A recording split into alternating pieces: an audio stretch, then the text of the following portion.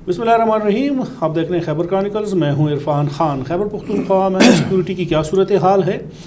Inspector general of police और उनके आला पुलिस हुकाम कह रहे हैं कि रोज़ाना की बुनियाद पर 30 से 35 थ्रेट अलर्ट उन्हें आते हैं और वो बाकायदा जो इंटेलिजेंस इदारे हैं, जो मुतल्लिक़ा लोग हैं, उनके साथ शेयर करते हैं और बर वक्त कार्रवाइयाँ करते हैं ताकि कोई बहुत बड़ा सानहा या हादसा ना हो।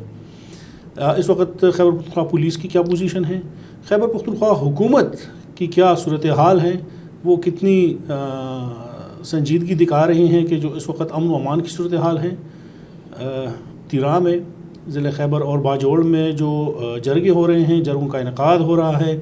मुसल्लह तंजीमों के साथ मकामी अमायदीन जाके अपने मुतालबात पेश करते हैं, उस तरफ से अपने मुतालबात सामने आते हैं।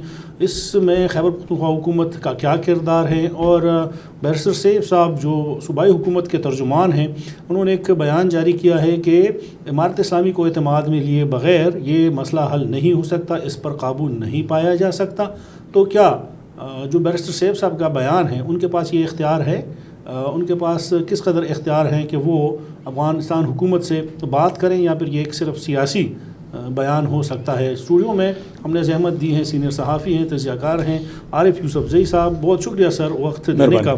Thank you sir. 3 मुख्तलिफ हैं। पहले तो ये जो जरगे हो रहे हैं, एक डिबेट चल रही है, प्रोविंशियल गवर्नमेंट भी जरगे कर रही हैं, मकामी अमायदीन भी जरगे कर रही हैं, मुतालबात सामने आ रहे हैं। क्या समझते हैं कि इन जरगों के पास इख्तियार है, और या अगर ये वज़ीर आला साहब के साथ मिलते हैं तो क्या वज़ीर आला के पास इख्तियार है?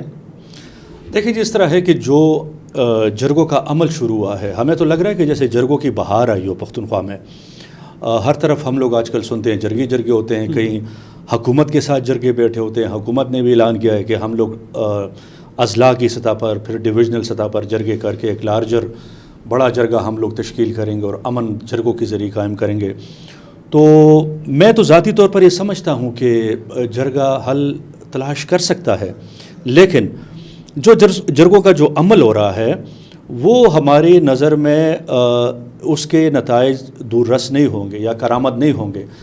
उसकी बुनियादी वजह यह है कि ये जो जरगे हैं ये बाय डिफ़ॉल्ट या ख़ुद वजूद में आए गए हैं या वजूद में लाए गए हैं, या हालात से मुतासरा लोगों ने उठ के एहतजाज किया, फिर उन्होंने जरगा की शक्ल उसको दे दी। तो ये तो मखसूस इलाकों की 2-3 जगहों की बात है, लाइक खैबर एजेंसी, तिरा में, बरकम खेल, बाजोड़ में जो मकामी लोग थे वो उठे।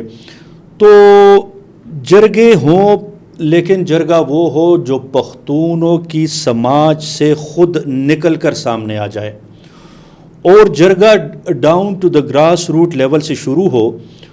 और हमें पता है, हम और आप लोग, शुक्र है हम लोग पख्तून हैं, हमें अपने रवायात के भी पता है, अपने इलाकों के भी पता है, और हमारे इलाकों में कौन जरगे के काबिल है, कौन जरगे के काबिल नहीं है, अक़वाम भी मालूम है, खेल भी मालूम है, टबर भी मालूम है। तो ये सारा पख्तूनों में ये नोन चीज़ें हैं। तो अगर कहीं ग्रास रूट लेवल से, दही इलाकों से जरगों का अमल शुरू होता है और वो जरगे ऊपर आते हैं और फिर एक डिस्ट्रिक्ट और डिविजनल लेवल पर एक लार्जर फ्रेम में जरगा वजूद में आता है, तो वो तो अलग बात है। लेकिन अगर ऐसे ही कुछ लोग उठें या उनकी ख्वाहिश अमन हो या खुद नुमाई हो, जो भी कहें, वो जरगे करें, तो वो जरगे ज़्यादा दूररस नताइज के नहीं होंगे। वो उनके पास इख्तियार भी नहीं है, वो किसकी नुमाइंदगी कर रहे हैं। बाज़ औक़ात हम इरफान साहब इस तरह देखते हैं अपने जो पख्तून समाज है कि कोई मसला हो तो कुछ लोग खुदा वास्ते भी उठ जाते हैं कि यार हम इनके बीच में जरगा करते हैं। वो खुदा वास्ते जरगे जो होते हैं वो खुदा वास्ते होते हैं। बाज़ औक़ात कामयाबी मिल जाती है, ज़्यादा अक्सर औक़ात नहीं मिलती। अब ये है कि जो ये जरगे खेले जा रहे हैं, इसके फ़वाइद हो ना हो, नुकसानात हो जाएंगे। मतलब बीच में अगर ये नाकामी से खुदा न ख्वास्ता ये जरगे नाकाम होते हैं तो बीच में पख्तूनों का जरगा मुतासर हो जाएगा, और जरगा पख्तूनों का हुजरा, और जरगा ये पख्तूनों के पास बहुत स्ट्रॉन्ग प्लेटफॉर्म्स हैं अपने मसाइल को सुलझाने के लिए। तो ऐसा ना हो कि जरगों के इस अमल में जो बुनियादी आपके पास जो फ़ख्र की चीज़ें हैं लाइक जरगा, वही मुतासर ना हो। और मैं अक्सर अजमल खटक बाबा का वो कॉल कोट करता हूँ। पुराने वक्तों में उन्होंने कहा था, उस वक्त भी मसले थे, जरगे हो रहे थे, तो अजमल खटक साहब ने कहा था कि ये जो जरगे आजकल हो रहे हैं, कहीं ऐसा न हो कि हमारे जरगों को ही नुकसान पहुंचा दे या जरगा शर्मा दे। उन्होंने कहा जरगा पख्तून जरगा اس کا ملی روحیہ ہوتا ہے، یعنی اس کی ایک روح ہوتی ہے، اور وہ ملی روحیہ یا روح جو ہے وہ بیس کرتا ہے دین کے اوپر اور پختون روایات پختوں کے اوپر. یہ دونوں کو ملا کے انہوں نے کہا کہ جرگہ. ہمیں آج کل ان جرگوں میں وہ اسپرٹ نظر نہیں آتا. کئی مقامی جرگے ہیں، کئی اسپانسرڈ جرگے ہیں، کئی حکومت کی طرف سے اسپانسرڈ جرگے ہیں. تو ہم سمجھتے ہیں کہ اگر امن کے متلاشی لوگ چاہتے ہیں کہ پختونخوا میں جرگوں کے ذریعے امن بحال ہو، تو پھر حکومت بنیادی انیشیٹو لے، جرگوں کو سیریس بنائیں، جرگوں کو فارمیٹ میں لے آئیں اور جرگے کو مینڈیٹ دے دیں. اب یہ کیا کہ جرگہ آ کے وزیر اعلیٰ سے ملے، جرگہ جا کے فوج سے ملے، جرگہ جا کے طالبان سے ملے یا مقامی لوگوں سے ملے، تو یہ اس طرح تو جرگہ تو گھومتا پھرتا نہیں ہے. سر کیا ماضی میں بھی اس طرح کے مذاکرات ہوئے، اس طرح کے جرگیں ہوئیں، اور وہ مذاکرات یا وہ جو جرگیں ہیں وہ تو ڈائریکٹلی پروونشل گورنمنٹ اس میں انوالو رہا، اس میں منسٹرز گئے ہیں، ان کی موجودگی میں سب کچھ ہوا، معاہدے ہوئے ہیں، تحریری معاہدے ہوئے ہیں، لیکن اس میں بھی پھر بعد میں کچھ عرصے کے لیے رہا اور وہ مذاکرات یا معاہدے ناکام ثابت ہوئے. دیکھیں، ایک تو ہمارے پاکستان کی بدقسمتی یہ ہے کہ یہاں پر غیر سنجیدگی غالب ہے، اور پاکستان کے جو سیاسی لیڈرشپ ہے یہ اکثر میں کہتا ہوں کہ ان کے لیے سیاست اول و آخر ہے. ان کے لیے ملکی استحکام، ملکی مفاد، ترجیحات یہ ان کی نہیں ہوتی، یہ اپنی سیاست ہی کھیلتے ہیں. اب یہ جو ماضی میں جب جنرل باجوہ تھے اور جنرل فیض یہاں پر کور کمانڈر تھے پشاور میں، تو ایک جرگہ ان وقتوں میں تو ایک جرگوں کا ایک تسلسل گیا تھا جس میں علماء بھی گئے تھے افغانستان، ٹرائبل ایلڈرز بھی گئے تھے، پھر ٹرائبل کے الیکٹڈ لوگ، پھر دیگر علاقوں سے لوگ وہ جا رہے تھے، اور ایک پورا عمل ہو رہا تھا، ایکسرسائز ہو رہا تھا. اور اس عمل کو شروع کرنے سے پہلے بھی اس وقت کی اسٹیبلشمنٹ نے تمام سیاسی جماعتوں کو آف کیمرہ میٹنگ میں اعتماد میں لیا تھا، اور سب نے اس عمل کے اوپر اتفاق کیا تھا. تمام سیاسی جماعتوں نے اس کے اوپر اتفاق کیا کہ ہاں آپ لوگ بات چیت کے ذریعے، جرگے کے ذریعے امن کی جو راہ ہے اس کو تلاش کریں، آپ لوگ آگے بڑھیں.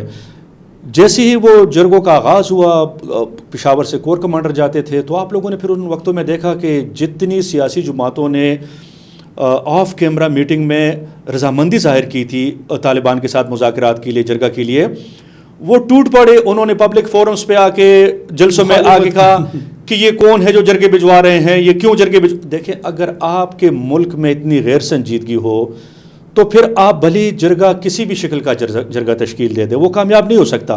اب یہ جو اگر امن و امان کا مسئلہ حساس ہے، ہمارے حساب سے انتہائی حساس مسئلہ ہے، اور یہ ہماری بقا کا بھی مسئلہ ہے کہ امن ہو. اگر اس کے اوپر کوئی لوگ سیاست کھیلیں، کبھی جرگہ مانے کبھی نہ مانے، یا کوئی اسٹیک ہولڈر نہیں ہے تو اپنے آپ کو اسٹیک ہولڈر بنانے کے لیے سارے سسٹم کو لپیٹنا شروع کر دے، تو میرے خیال سے یہ طرز عمل ٹھیک نہیں ہے.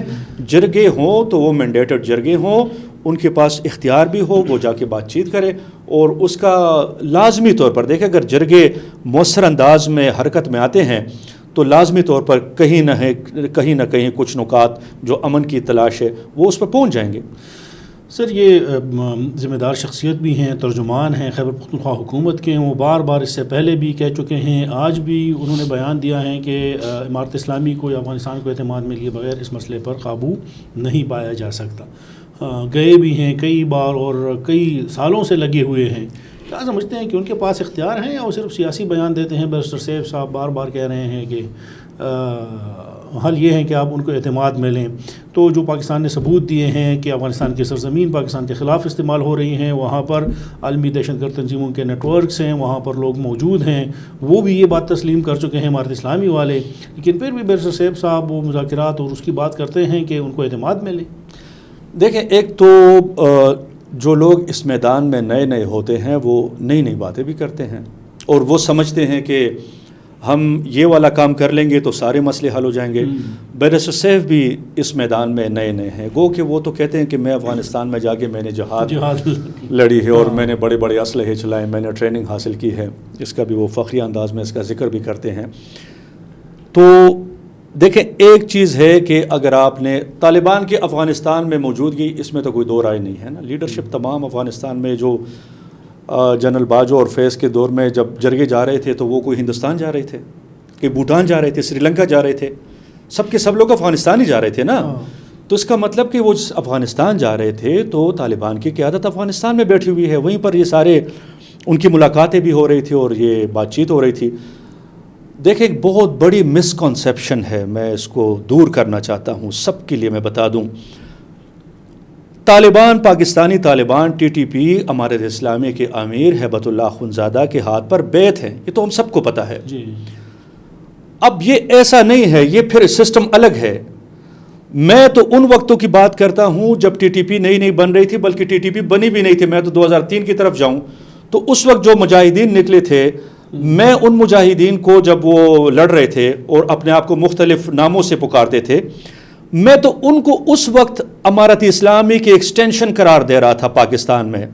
طالبان وجود میں آئے تو میں نے طالبان کو بھی امارت اسلامی کا ایکسٹینشن پاکستان میں تصور کیا، اور اسی تناظر سے میں اس کو دیکھتا آ رہا ہوں.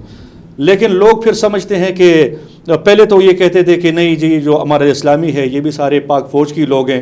ٹی ٹی پی کے بارے میں بڑی مسکنسیپشن، لوگ ابھی بھی کہتے ہیں کہ نہیں یار یہ طالبان تو کوئی نہیں ہے، تو پاکستان فوج کے. اب آپ اندازہ لگائیں کہ اتنی آپ کے سوسائٹی میں کم علمی کی بنیاد پر مکالمہ بھی بہت زیادہ تقسیم ہے. میں یہ سمجھتا ہوں امارت اسلامی آپ کی میڈیشن کر سکتی ہے. میں بارہا اس رائے کا اظہار کر چکا ہوں، بارہا امارت اسلامی کی تحریک طالبان پاکستان کے اوپر چلتی نہیں ہے.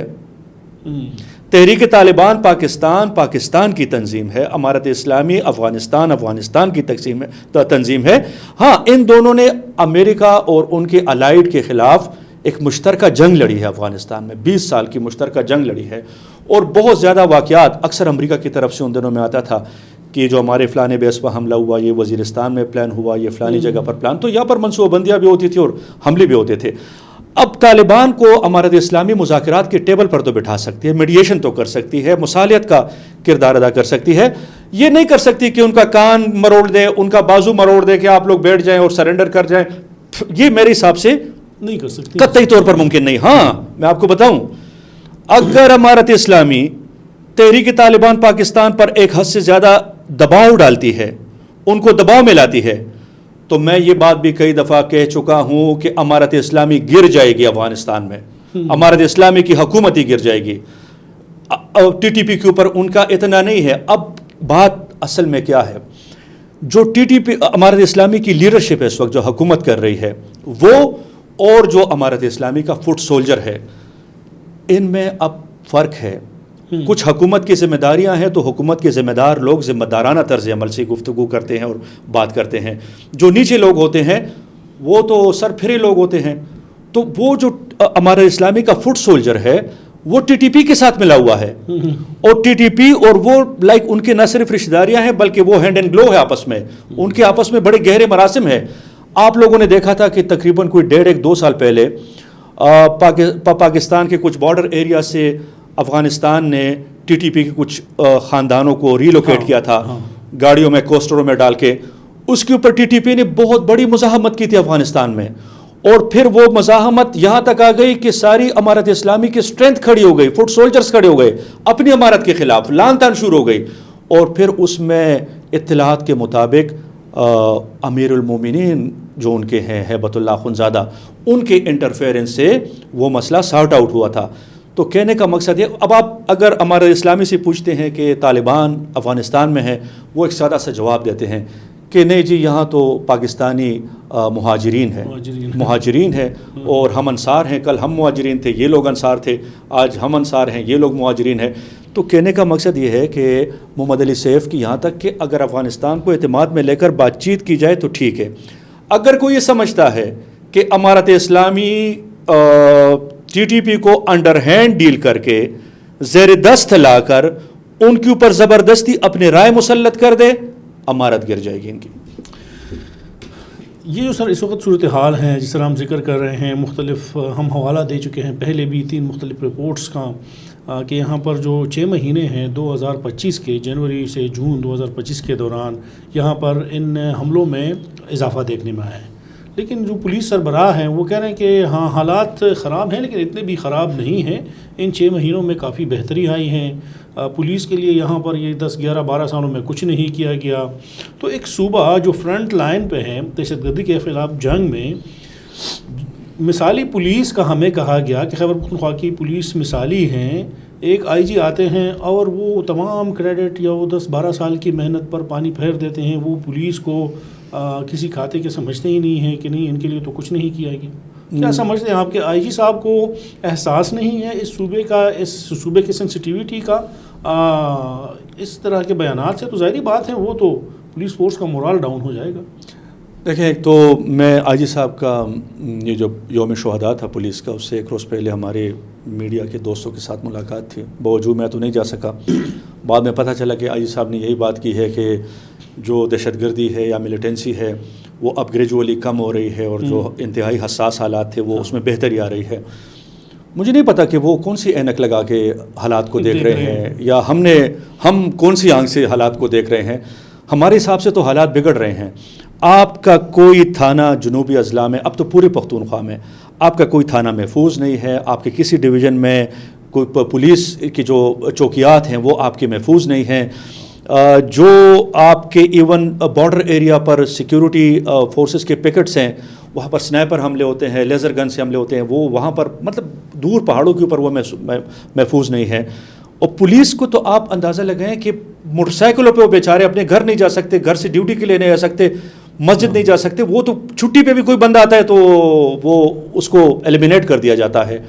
تو حالات تو یہاں تک ہے کہ دیکھیں, طالبان کی جو انٹیلیجنس ایجنسی ہے, طالبان انٹیلیجنس ایجنسی, ان کے کارندے گلی گلی کوچے کوچے پھر کے ان کو اطلاعات پہنچاتی ہیں کہ فلانے جگہ پر سیکیورٹی پرسونل جو ہے وہ چھٹی پر گھر آیا ہے, پولیس والا ہے تو یہ ادھر چلا گیا. تو آپ لوگ یہ دیکھ رہے ہیں کہ انڈیویجول ٹارگٹ کلنگز بھی ہوتی ہے, اور تھانوں, چوکیات اور پولیس کے اوپر منظم حملے بھی ہو رہے ہیں. تو ان حالات میں ہم بہتری کی بات کریں, میرے حساب سے تو بہتری نہیں ہے, خرابی ہے, بہت بڑی بربادی ہے جو کہ اس وقت ان کا مقدر بنی ہوئی ہے, جو پولیس اہلکاروں کی آئے روز ٹارگٹ کلنگ ہو رہی ہے. سر, یہ جو صورتحال بنی, آخری سوال ہے, مختصر سا جواب دیں تو پروونشل گورنمنٹ یا پولیس سربراہ یا اس طرح کے جو ذمہ دار لوگ ہیں وہ بجائے اس کے کہ اپنی ذمہ داری, اپنی رسپانسبلٹی کریں, ایکسیپٹ کریں کہ ہاں یہ ہیں, وہ الٹا اس کو مان نہیں رہے. یہی تو میں نے کہا نا, ہماری بہت بڑی بدقسمتی ہے کہ اس پختونخوا میں جو امن و امان کے انتہائی گھمبیر صورتحال ہے اور کوئی جگہ محفوظ نہیں ہے. اب تو یہ اسپیل اوور پنجاب تک چلا گیا. آپ اکثر ٹی ٹی پی کے بیانات آتے ہیں تو اس میں اب کچھ عرصہ سے آپ دیکھیں تو جنوبی پنجاب میں انہوں نے ٹھیک ٹھاک کارروائیاں شروع کی ہیں. حملے بھی ہوتے ہیں, لوگوں کو بھی اٹھایا جا رہا ہے اور وہ اٹھا کے غائب بھی ہو جاتے ہیں. اس میں لا انفورسمنٹ کے لوگ بھی ہوتے ہیں, پولیس کے لوگ بھی ہوتے ہیں, دیگر جو ان کی نظر میں جو مخبری کرتے ہیں ان کو بھی اٹھایا جاتا ہے. تو طالبان تو اسپیل اوور کر گئے ہیں. ان کا تو پنجاب تک, وہ جو کہتے تھے کہ پنجاب میں نہیں ہے, اکثر ہم کہتے ہیں جنوبی پنجاب میں کارروائیاں طالبان کی جاری ہیں, لیکن کم ہے اس لیے وہ پرسنٹیج کے حساب سے. اب ہمارے حکمرانوں کی یہ اب افسوس کی بات ہے, چاہے وفاق میں بیٹھے حکمران ہو یا پختونخوا میں بیٹھے ہوں, انہوں نے تو ابھی تک اس مسئلے کی شدت کا احساس نہیں کیا. یا تو یہ ہے کہ یہ ہم پختونوں کے اوپر گزر رہی ہے, پختونخوا کے اوپر گزر رہی ہے, یا بلوچستان میں گزر رہی ہے. تو شاید کچھ لوگوں نے پختونخوا بلوچستان کو پاکستان سے نکال دیا ہو کہ آپ چھوڑے تو دور افتادہ علاقے ہیں, یہ جانے اور طالبان جانے یا بلوچ ملیٹنٹس جانے. یہ دیکھیں, اس طرح نہیں ہوتا کہ اگر پختونخوا کا وزیر اعلیٰ انتہائی غیر سنجیدگی کا مظاہرہ کرے. یہ سنجیدہ باتیں ہیں. میں اکثر کہتا ہوں یہ جو جن مسئلوں میں ہم گھرے ہوئے ہیں, ملیٹنسی کے ایشوز میں تو سوچتا ہوں کہ ہمارے حکمرانوں کی لبوں پہ مسکراہٹ کس طرح آتی ہے, یہ ہنستے کس طرح ہے. اس پہ تو اگر کوئی سیریس لوگ ہوتے, سیریس حکمران ہوتے, وہ سر جوڑ کے, سر اکٹھے کر کے بیٹھے ہوتے اس مسئلے کے اوپر, تب تک اٹھتے نہ جب تک اس مسئلے کا ایک حل انہوں نے نکالا نہ ہو کہ یا ہم لوگوں نے بائی فورس اس کو ختم کرنا ہے یا جرگوں کے ذریعے ختم کرنا ہے, اور جرگہ کرنا ہے تو کس طرح کرنا ہے, اور فورس اپلائی کرنا ہے تو کیا کرنا ہے. تو میں یہ سمجھتا ہوں کہ یہ غیر سنجیدگی ہے حکمرانوں کی, وفاق کی بھی غیر سنجیدگی ہے اور پختونخوا کی بھی. سارا بوجھ لا کے انہوں نے سیکیورٹی لا انفورسمنٹ ایجنسیز کے متھے ڈالا ہوا ہے کہ وہ جانے, طالبان جانے, پولیس جانے. بھائی police is a counter crime force. Police کو آپ لڑا رہے ہیں, طالبان کے ساتھ لڑا رہے ہیں, تو نیچے جو عام کرائم معاشرے میں دن بدن بڑھتے جا رہے ہیں ان کو کون کاؤنٹر کرے گا. تو جو ہمارے بڑے کرسیوں پر بیٹھے سول حکام ہو یا ہماری سیاسی حکومتیں ہوں, ان کو اپنا طرز عمل بھی بدلنا ہوگا, ان کو اس مسئلے کی شدت کا ادراک بھی کرنا ہوگا, اور وفاق میں بیٹھے لوگوں کو بھی اس مسئلے کی شدت کا ادراک کرنا ہوگا, اور ان کو پختونخوا اور بلوچستان کے ساتھ ایک پیج پر آ کے ایک پالیسی بنانی ہوگی. میں ایک بات کروں گا, میں یہ سمجھتا ہوں کہ پالیسی بنے تو اگر پختونخوا کی پالیسی بنے تو پختونخوا میں پالیسی بن جائے اور وہ اوپر چلی جائے. یہ نہ ہو کہ اوپر سے پالیسی آئے اور ہمارے اوپر لاگو ہو. اگر بلوچستان کے حوالے سے کوئی پالیسی بنتی ہے, بلوچستان کے اندر پالیسی بنے, وہ وفاق کو جائے, نہ یہ کہ وفاق سے کوئی پالیسی آ کے بلوچستان میں کہیں کہ آپ لوگ یہ کریں. تو یہ غیر سنجیدہ طرز عمل ان کو اب ترک کرنا ہوگا.